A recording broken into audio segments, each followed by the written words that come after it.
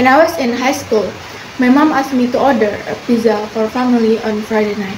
I looked up the phone number in the phone book and promptly handed the phone to my older brother to place the call. I was too shy to take a stranger. Fast forward to college at the University of Illinois, my first time away my small town. I spent the several weeks crying in my dorm room, too homesick partaking early freshman partying. The one party I didn't attend was so disappointing. I wanted to try it in my books, abandon my major, and head back home to my small town. So the question for me, where, who am I, who do I want to become, and how this person I want to become behave. The answer were that I want a successful career, one that meant something, allow me to contribute, and for me that was defined as a career of successful career as support executive. In order to achieve this goal, I needed to begin to act more confidently. So I'm here today to share with you 6 behaviors you can start today to increase your confidence. Number 1. Call yourself in. I spoke with a woman who represents doing sideline reporting at the National Telepass basketball game.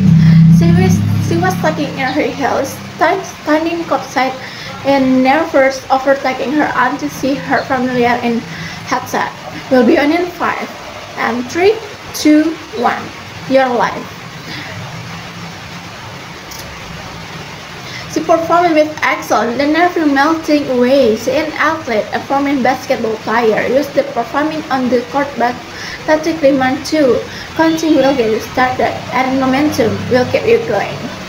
And number 2, what if you only had to be brave for a total of 20 seconds?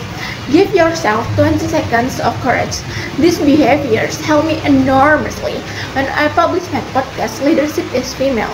Bold dialogue for all the hear, critic, and have their opinions. I vividly remember sitting on the carpet of opening my computer, looking the upload button, thinking to myself, need any more edit? So I listened to it one more time. So I told myself, Emily, give yourself 20 seconds of courage.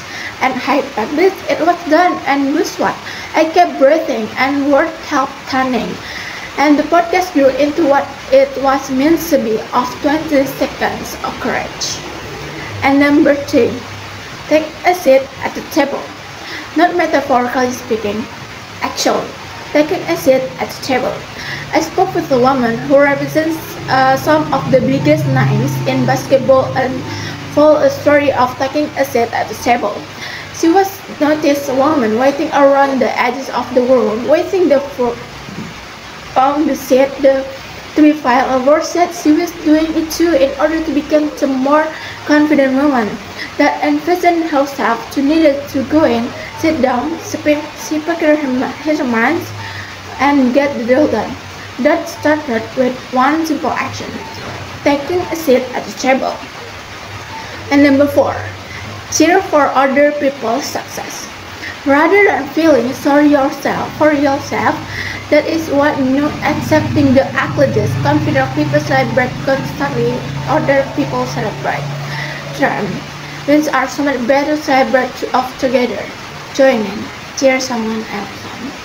And number 5, bolster your confidence for a new activity through your already great performance in another. What are you really good at? What are already certain is where you were a year ago? Your most accomplishments, those questions, think about those answers. Those answers is where your confidence is born. Confidence is born in always already done and always already achieved. Use your success to propel yourself. And number 6, celebrate constantly. Find ways to celebrate that are meaningful to you. It doesn't matter how you celebrate, it matters that you do. This will create a marker in your brain to rewire and behaviors that were successful in the first place. all because I made a decision to become a more confident person.